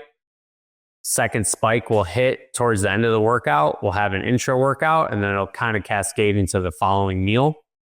Like I look at R-types, like I can get a spike with 2 meals with an R-type. So I'll take it with this meal, have an intra to control blood sugar, and then when the second spike hits, they'll be eating their post-workout meal. That's how I usually like to do R-type, or that's how I'll usually do like the peri-workout window with insulin. Logs I'll use, but logs I really only use with people that I can really trust, know what they're doing with insulin. I know that they're taking it properly. They're injecting the right amount.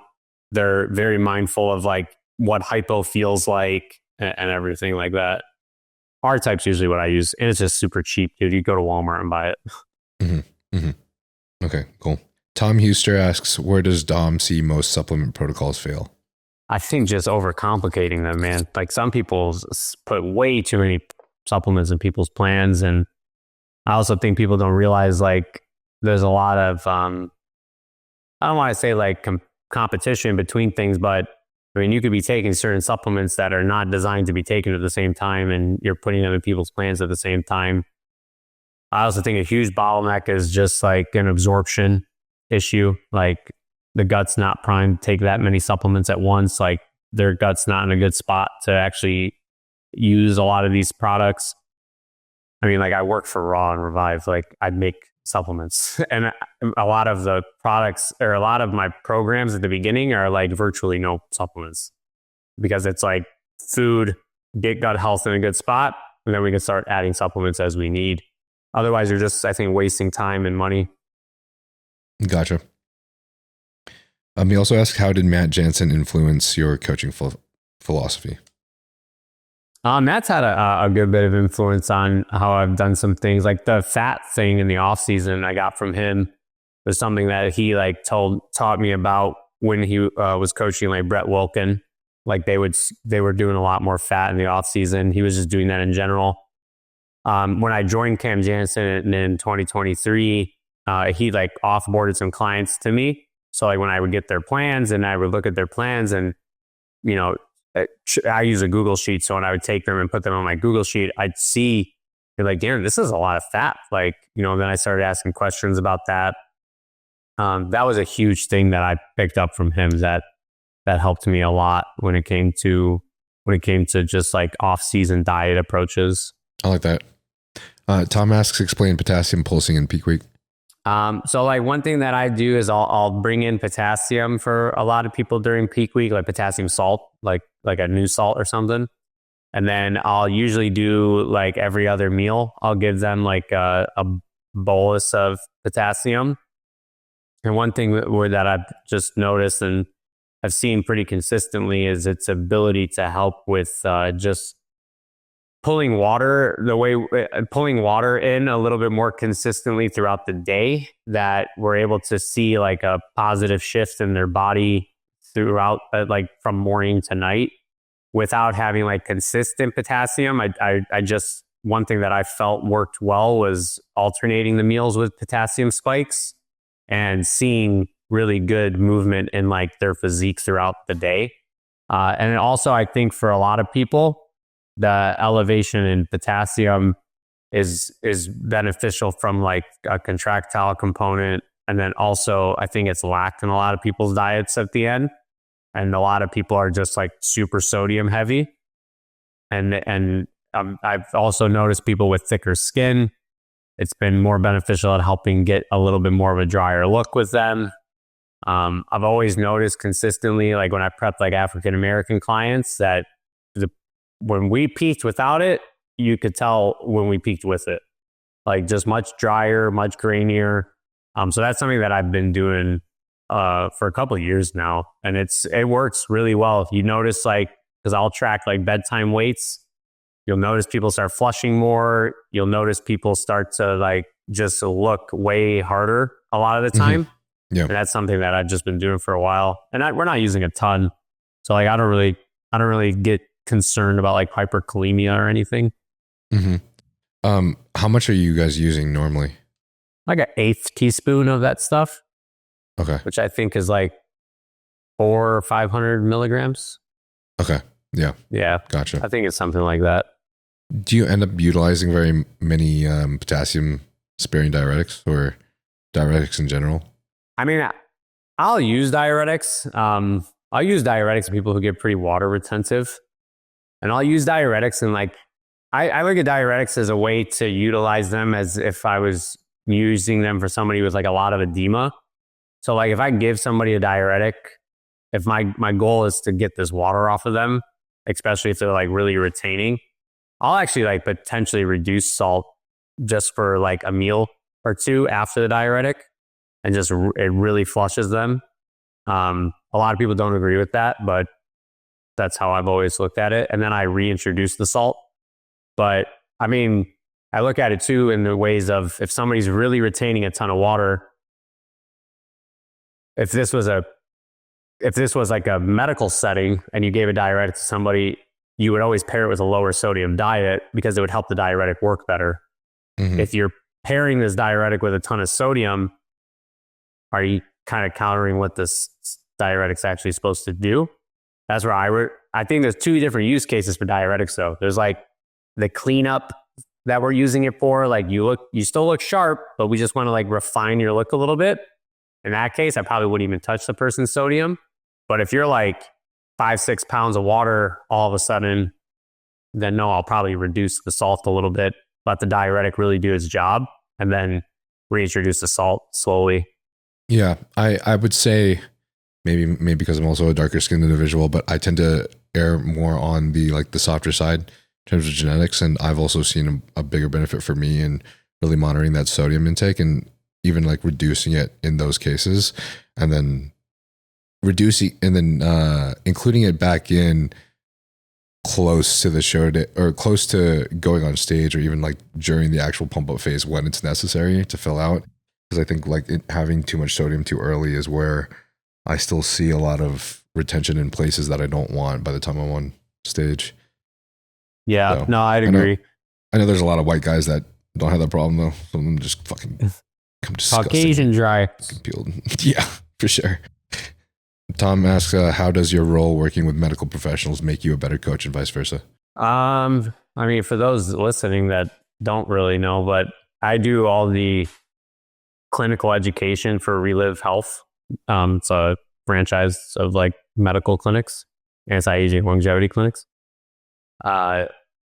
It's helpful because like I do think there's a lot of good understanding of the drugs we use in bodybuilding with a clinical sense too.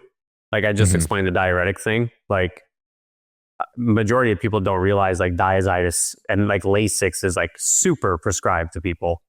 So like understanding them in like a clinical setting, I think is really helpful when applying it to a bodybuilder or an athlete. That's definitely something that like my education helped me with bodybuilding stuff. And then I bring that knowledge to bodybuilding coaches. Like they learn that stuff and they get a better grasp on like what these things actually do, how they're designed to actually work. And I think it just helps them tie in like use cases of certain things a lot more efficiently. Bissell asks, any benefits of supplementing DHEA while on cycle? Maybe. I think more so from like a mental standpoint, some people feel a little bit more like focus or like even head. Like if you're a little bit more deficient in the DHEA, I've noticed some people who take DHEA while on TRT or are on drugs feel a little bit more mental benefits from the DHEA. I would just like also watch like aromatization though, just because the DHEA and its androgen metabolites too have that potential to aromatize. Okay, gotcha. I've heard the same thing about DHEA and mood for like a small amount of people. DFA2 asks for both of you, what's your skin routine? Skin routine? Yeah. I don't really have, whatever my wife puts on the counter, I just use it. You're glowing, and I brother. do take GHK every day though. I will say that. Yeah, GHK is nice. I don't like the itchiness of the injection, but it's nice for sure. I use topicals from APR Health Solutions. I created some like facial topicals that include like GHK and I think BPC and some other things like maybe vitamin E. I don't know, but he's pretty smart when it comes to like cosmetic stuff too. which is probably why That's pretty cool. Yeah, like whenever the FDA cracks down really hard on these and only allows like FDA approved or HRT clinics, he's planning to just go straight into just cosmetics. I mean, it's a great field, man. You can do so many cool things with cosmetics. Yeah. Sorrel's Dom asks the age-old question: Chipotle or Moe's? To be honest, man, we don't really have Moe's around here, so That's Chipotle. But I don't even remember the last time I had Moe's. Dude, it's been a long ass time, but that shit was gas. Yeah, I remember, at least what I can remember about Moe's, it was great. It was way better than Chipotle. P. Smith 23 asks, do you prefer taking orals sublingually? No, I've never really. Actually, I've only tried that with like troches from like HRT clinics. I don't really have a preference in that. I just have a preference in like if it's tablet, like, you know, I like soft press tabs, and, you know, there's not a lot of filler in them and stuff. So troches I think are good, but capsules I like too. I don't really have a preference when it comes to that. Okay. Corey Zizek asks, any clients whose situation stumped you? Yeah, no, there's definitely been a couple. I mean, more recently, there was a gut case that I was working on with a client who's definitely was a bit tricky to figure out, like, what was going on, even with all the testing we had, and trying to figure out like what part of his protocol was causing issues and fixing that. But glad to report now he's actually feeling a lot better. So we eventually got around to it. Definitely some preps, like where people just have some really sticky fat loss and just really are hard to get peeled and really hard to get the body fat off of them. But yeah, even in those situations, though, it's like always like after the prep, something comes to light, like they were cheating on these days and, you know, not doing their cardio super intensely, things like that. But no, there's definitely been cases, and I definitely don't pretend to know it all either. Like I have no issue calling another coach and trying to troubleshoot, or even admitting to the client, like, hey, like I just can't help. I don't know what's going on. You should probably go talk to so-and-so. There's been a lot of people who came to me for stuff that I've said, like, you're better off with this person than me. Okay, cool. Do you happen to remember exactly what you guys ended up doing for that guy's gut health? Yeah, so like we were like doing a pretty like he had a GI map that had like a decent amount of dysbiosis, so like a lot of overgrowth on it. So we went through like I always prep the environment, do like a lot of anti-inflammatory immune support for a couple weeks before we even like get into killing things or anything like that. That like helped him a little bit, but then he just wasn't feeling better from that. And normally you see some good resolution from that phase. We moved into the kill phase, and we just had a lot of like watery stool and a lot of issues, which like is normal for like the first week until the die-off starts to go away, but it wasn't. And then usually you could pinpoint like, okay, it's the oregano oil. Let's take that out for a couple of days and see what happens. Okay, no, that wasn't it. Let's take the berberine out for whatever. We troubleshoot removing things. It wasn't resolving, just wasn't really seeing benefit. And like, dude, we were like constantly like picking things in and out. Eventually at the end of it, we were just like, you know what? Let's just stop.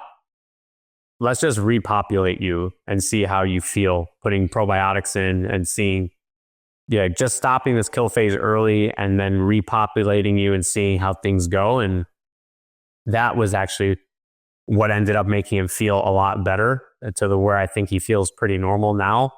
But it was unconventional based off the testing. Like you wouldn't have thought that would have been what helped him based on what his test results had. So, I mean, I'm glad we were able to figure it out, but that it just wasn't conventional based on what his test was. Okay, gotcha. Great Giza asks, how do you know it's time to add insulin, whether in a cut or in a bulk? In a bulk, I mean, just pay attention to your A1C, pay attention to your fasted glucose. I would adjust some things first, maybe move your GH dose down if you need to, maybe put more cardio in. That's also something Jansen taught me. a good bit was like not getting lazy in an off season with your people, like 4 days a week, 25 minutes, 5 days a week, 20 minutes, like doing actual cardio throughout the off season. Which I know some camps are very like against that. Like the whole purpose is like keeping calorie intake as high as possible. So why are you doing cardio? But I think there's from like a health benefit standpoint, there's just so much there. So like movement's important during the off season too.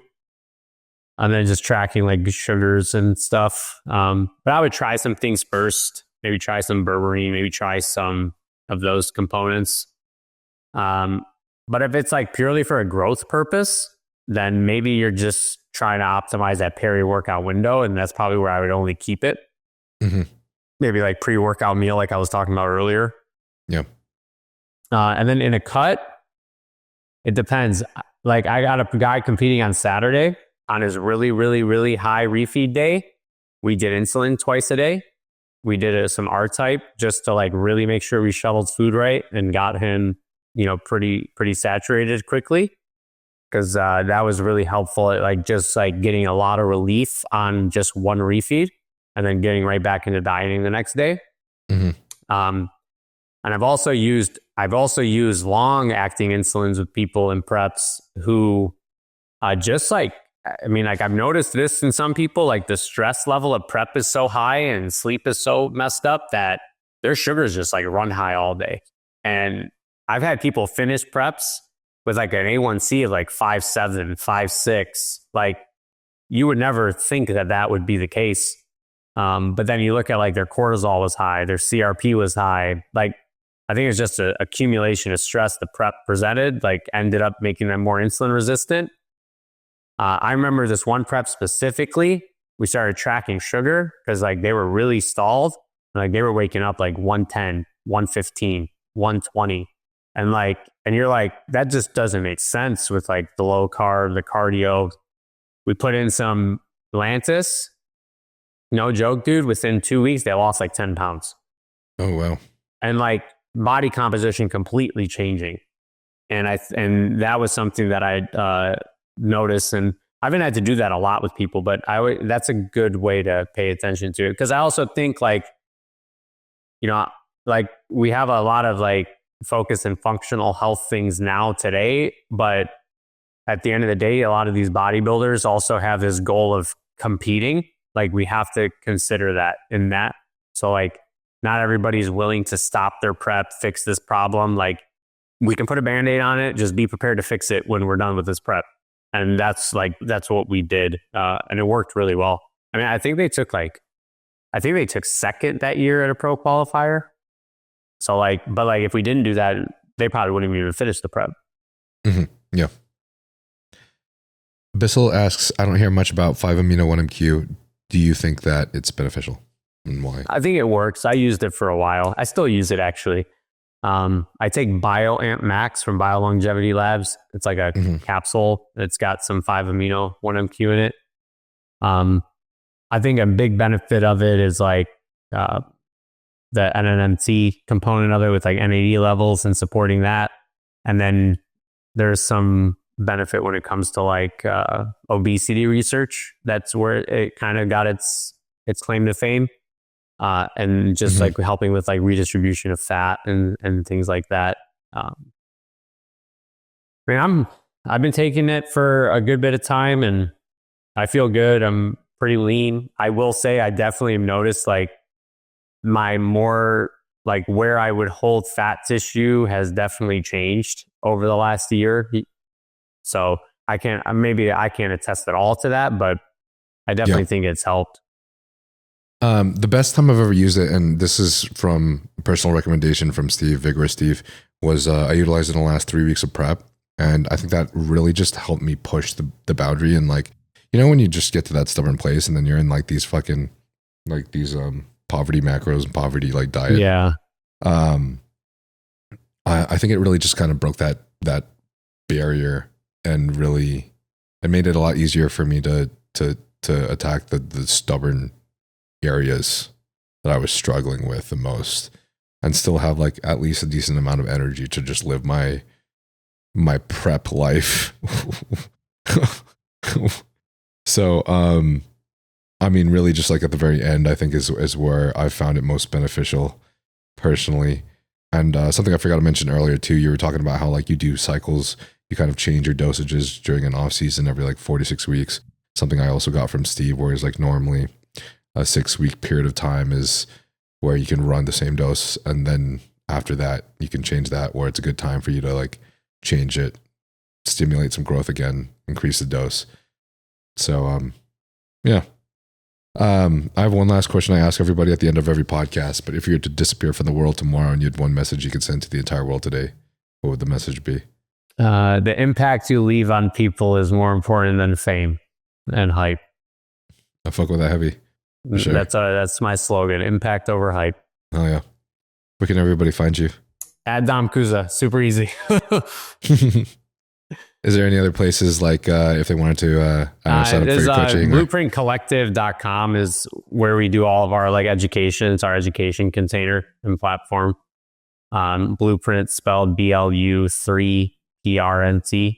And that's where we have a big school community that has like 90 hours of lectures in it right now. And we do everything like from functional health stuff. I have my contest prep stuff in there.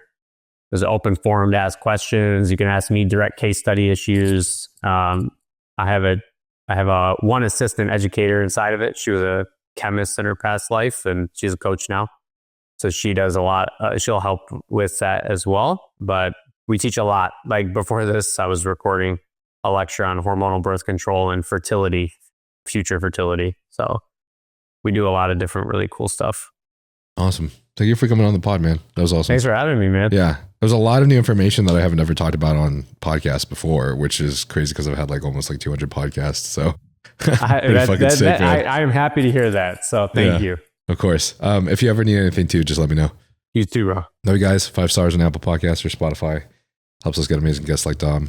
And buy some Trensparent shirts. I love y'all.